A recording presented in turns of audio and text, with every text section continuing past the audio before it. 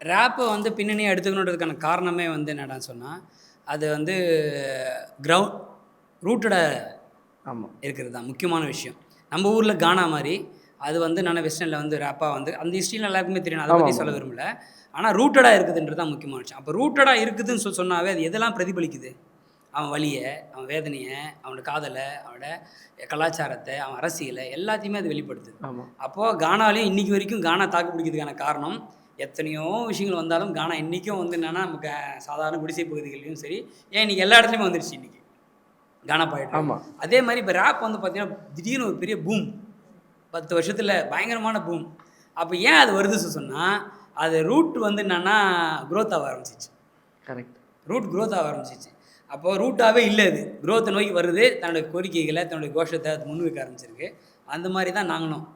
ரூட்லேருந்து வரணும் அப்படின்றதுனா, ரூட்டோட பிரச்சனையை பிரதிபலிக்கணுன்றதுக்காக தான் இந்த ராப்ன்ற ஸ்டைல எடுத்துக்கிட்டேன். ஏன்னா கானா வந்துருச்சு இல்லையா நெறைய. ஆமா. அதனால ஒரு ஸ்டைலா வந்து ராப் எடுத்துக்கிட்டேன்.